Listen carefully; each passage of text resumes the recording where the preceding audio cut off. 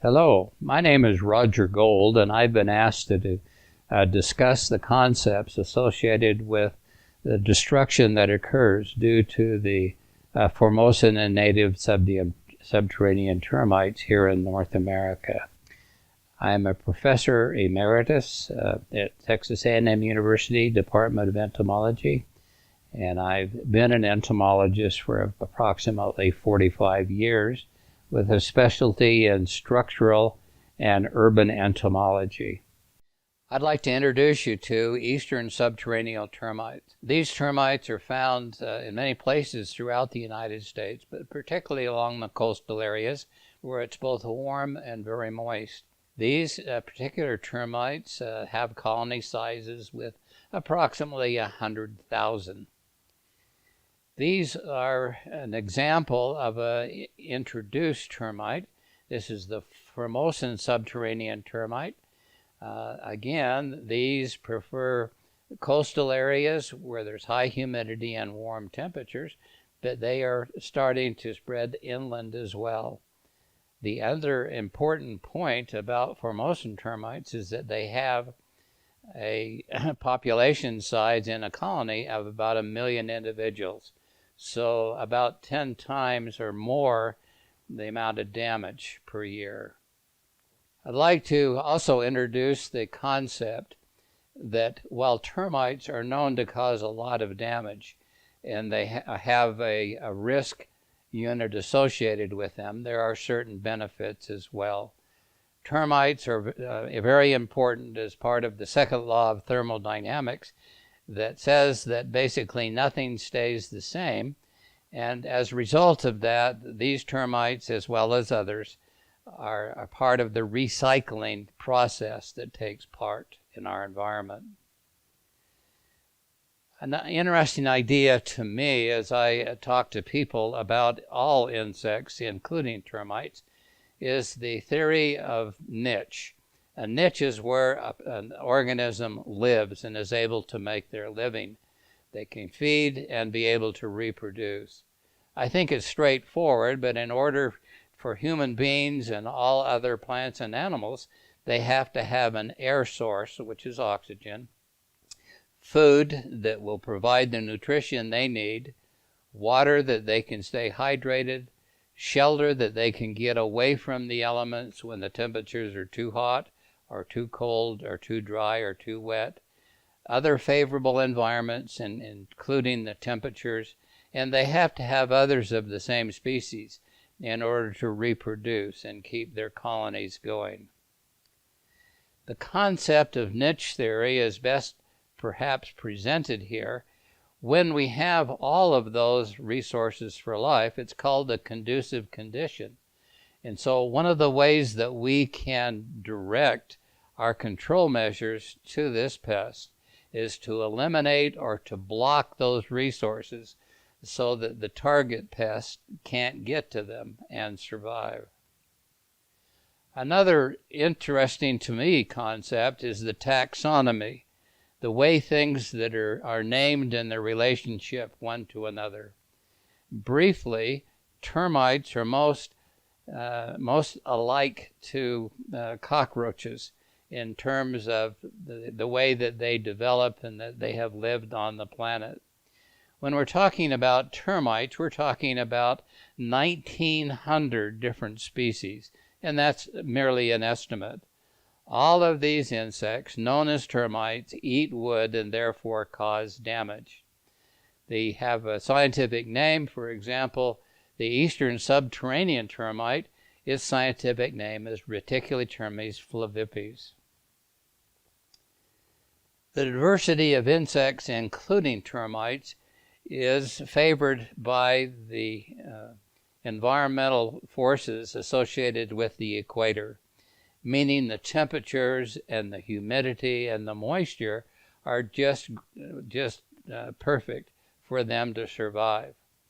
Unfortunately, through the years, the termites and other species of pests have been able to migrate and or be moved in commerce. And so that's one of the reasons that we have lots of laws and regulations on the movement of goods from different parts of the world.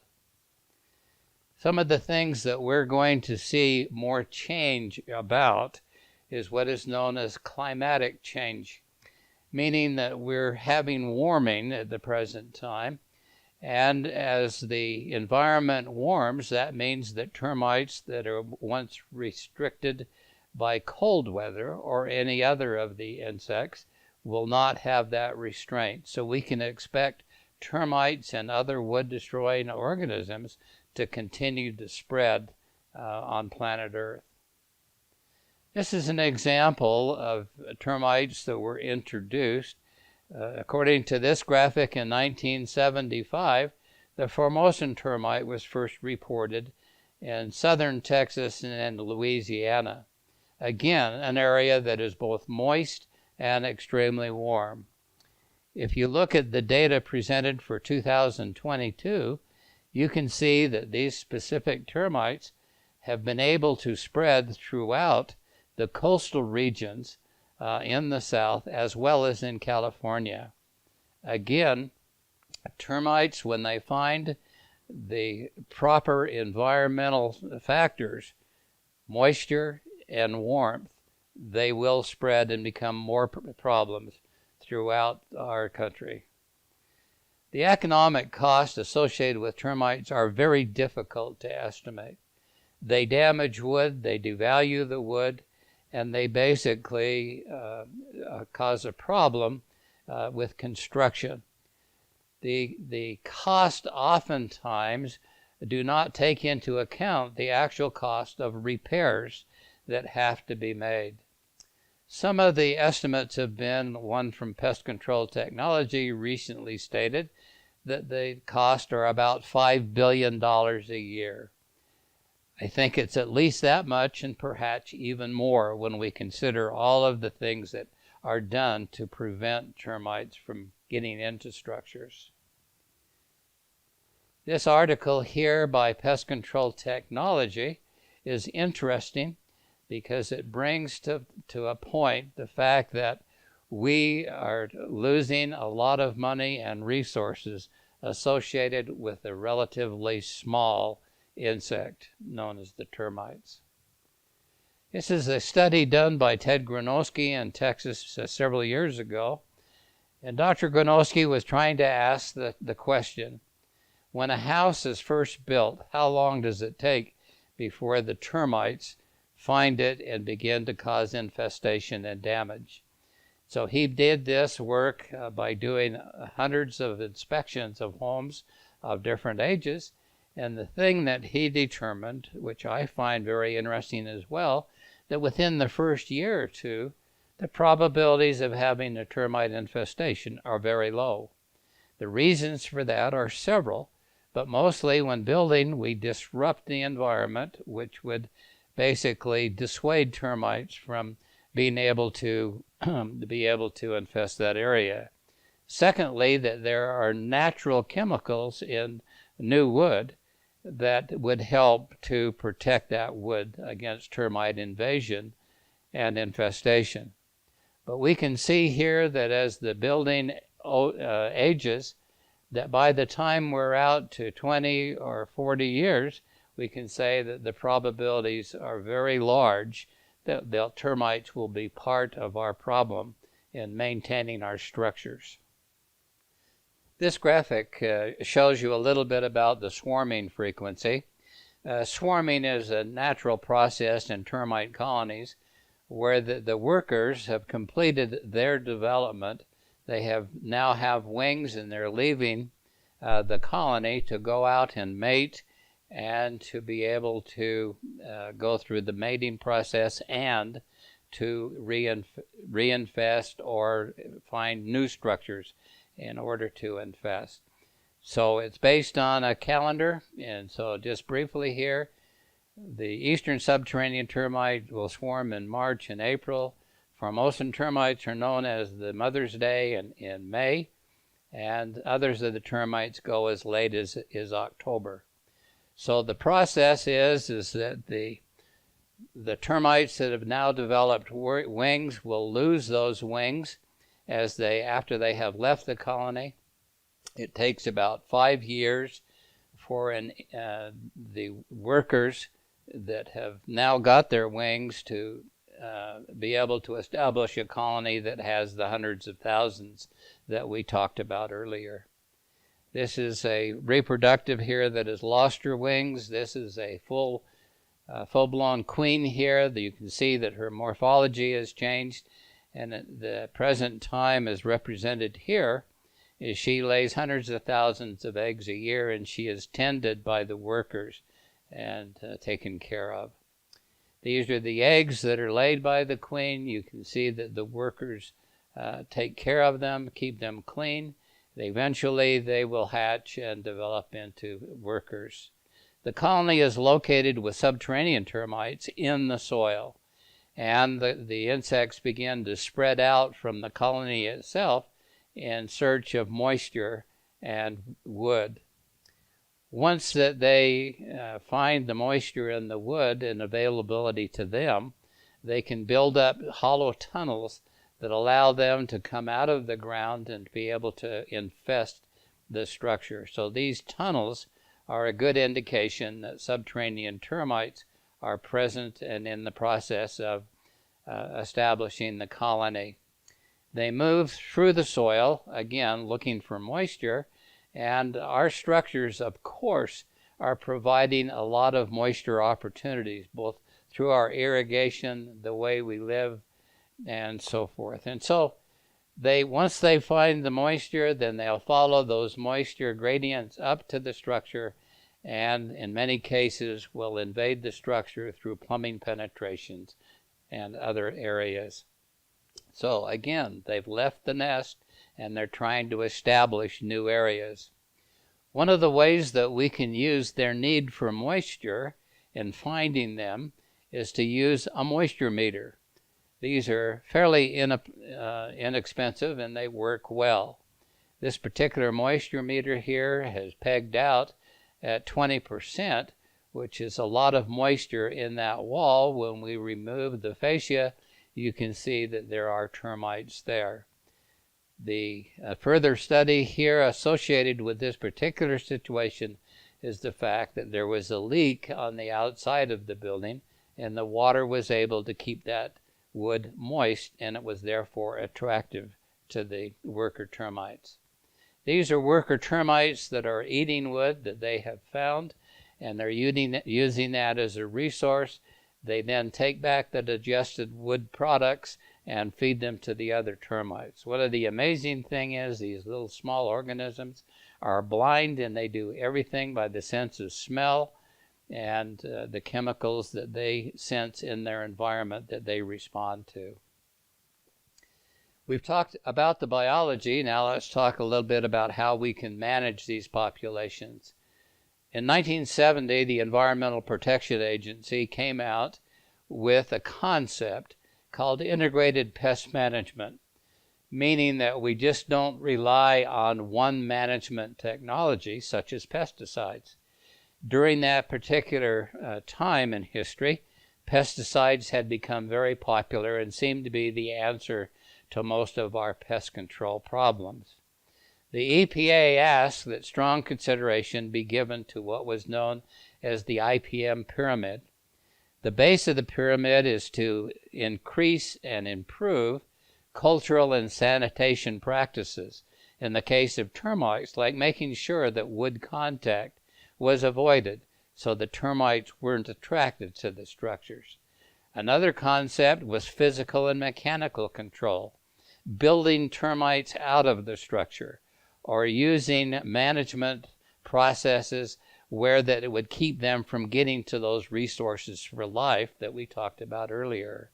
Biological control has been used against many pests throughout the world. This is where we're using potentially a bacteria or a virus or a nematode.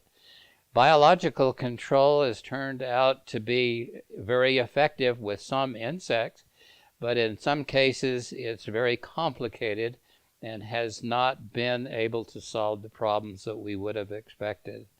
Of course, pesticides are still used in great amounts. The problem with pesticides is the fact that we can't rely on them for lasting more than just a very few years, because just like other aspects of our planet, they change form and break down in their efficacy and their effectiveness of controlling the target pest. In talking about different approaches to termites, let's start with this concept here. It's called passive approaches. It has been used for many years, and that is that we can chemically treat wood that's being used in construction by pressure, putting the chemicals under pressure and pushing them into the pores of the wood, and very specific equipment that does this very well. The chemicals that are in the wood actually will, in some cases, inhibit feeding by the termites. In some cases, it might actually kill the termites that come intact with it. The biggest problem we have is keeping this lumber dry, because if it gets in a moist situation, the chemicals will leach out of it. In other words, they'll move into the environment and out of the wood, making that wood susceptible again to termite attack. Here's an example of what I'm trying to express to you. You can see that the bottom plate there has not been fed on.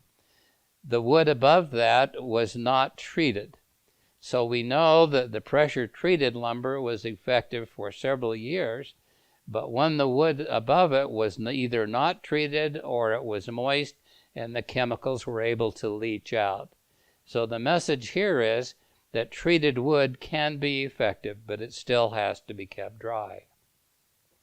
Here is one of the new standards that's used here in the United States, and that is the sill plate needs to be made from pressure-treated wood where there is a chemical that is impregnated in there. The problem again here is that plate has to be kept from being moist, and we need to also clean up the environment. You can see there's wood at the base of the stem wall here, and that we can't leave wood that gets buried because that attracts termites to that site.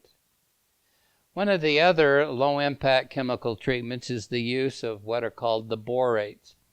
You can see here the green color where the borates have been sprayed up a couple of feet onto the finished, or the walls that are going to be finished after this treatment. The problem with these types of treatments in terms of the borates is that they're very effective in terms of protection as long as there's a sufficient concentration in the wood. And also there's some question of whether only doing 2 feet is enough, because termites, particularly if there is moisture in there, will be able to climb above that over the borates or low concentrations of borates and get into the wood. The other concept is that underneath the sill plates and so forth, there was no treatment made, and so again, there's wood that can be available to termites. We have had a lot of interest in terms of borates because they're readily available. They are effective against Formosan termites, and they cause mortality.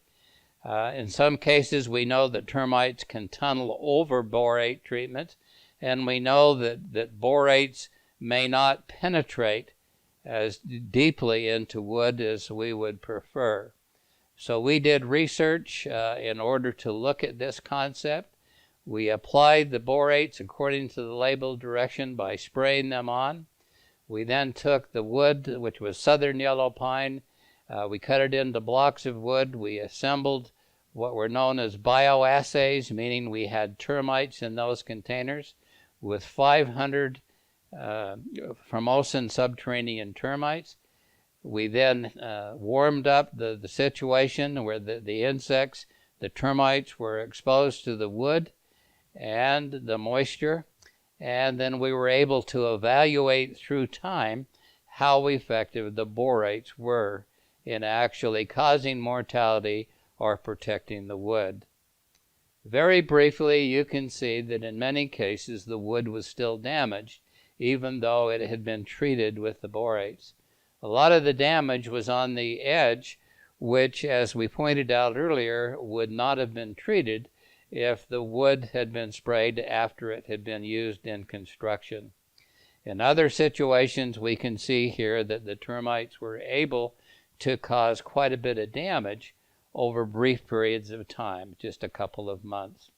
And the petri dishes at the bottom shows that the termites are still alive in all of these treatments, meaning that they were not effective in causing mortality. We looked at the penetration of the borates, again, using the label directions, and we found that they go in about 1/4 of an inch, and they're still effective to that point. But when you get any deeper than that, then the concentrations of the borates were certainly lower than that would be needed to be effective. The next concept I'll talk about very briefly are liquid and dry termiticides. Termiticides are pesticides that are specifically labeled for termite treatment.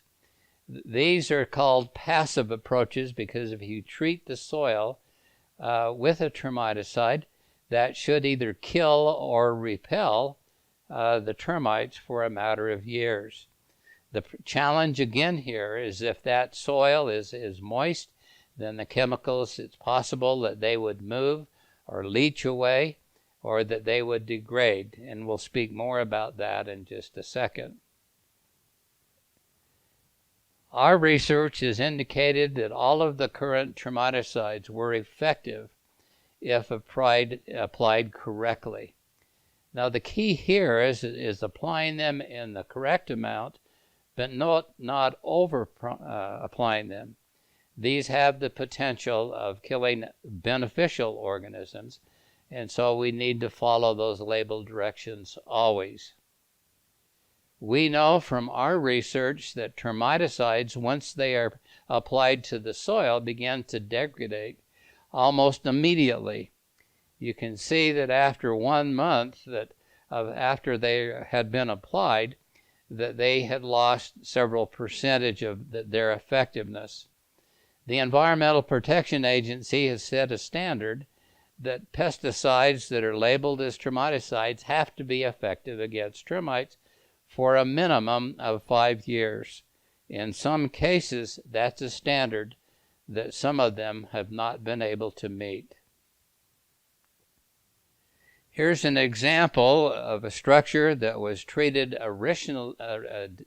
initially at construction, but several years have passed. It's in a very wet area on the coast of Texas, and this is a shot up in the attic, and the termites have gone all the way from the surface underneath the structure and around the structure all the way up to the attic, where they've caused a tremendous amount of damage. The next protocol is called an active control measure, and it's called the bait protocol. The concept here is that we can, instead of using a pesticide around the whole structure, that we can treat bait. A bait is a substance that the termites are attracted to, will feed on, and that will transfer back to the colony. That's fairly complicated to accomplish all of those factors, but it will work if it's used according to the label direction. Instead of treating clear around the house then with a liquid termiticide, you're just placing bait stations. These are called low-impact chemical treatments, keeping in mind again that these are still pesticides and are labeled as such. These bait stations are very have to be maintained. They take a lot of time and effort. They do work. Our research has indicated they can be made to be effective. They're effective protection against termites, but we have to make sure that the baits are applied correctly. The limitations on these is that they're not 100% effective. Some termites just won't eat the baits, or the baits are put in the wrong place. It's too wet or too dry. Somebody may have used pesticides around them. At the same time, if you're concerned about pesticides and the like, the baits offer you an opportunity to do something different. They are considered to be high on ongoing expense because you have to have technicians that are licensed in your state to apply and to monitor these. There are many baits that are available at the present time. Each one has their advantages and disadvantages. It's up to your choice, so get the information that you need. On the bait protocol, it's an active control measure, but the termites have to eat the bait for it to work. Just by establishing the baits around the structure will not solve the termite problem. The last one that I'll talk about, at least briefly, is called passive approaches. That is sustainable, meaning that they last for many years. I showed you that pesticides last for a few years, a minimum of 5, and many of them last much longer than that. But with passive approaches that are sustainable, it means that we can use physical barriers in order to address the termite problems and to keep them from finding and using the structures as a resource. This is an example of a bait barrier that we in the university have been working with for many, many years. It comes out of another industry called waterproofing, but they will seal out the termites. It's a non-chemical termite barrier sealing. Now I'd like to turn the time over to my colleagues that will talk to you more about these alternative termite control measures. Just like the pesticides or termiticides, the termite physical barrier systems have to be evaluated also. And so if you're considering these type of things, you may want to get the data associated with those. I will conclude my part of this program by giving you a very brief summary and conclusions. Termite management is based on the proper identification of the pest. Make sure that you're dealing with termites and which specific group. Termites play a very useful role on planet Earth. Our goal is not to kill all of the termites. Our goal is to protect the structures. Termites are subjected to environmental forces, in particular the global warming that we're experiencing. Termites have a history of survival.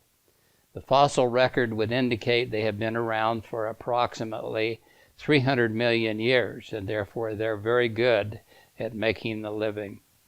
There are many misnomers about termites and their management, and one of the places you can go to get more information is at urbanentomology.tamu.edu.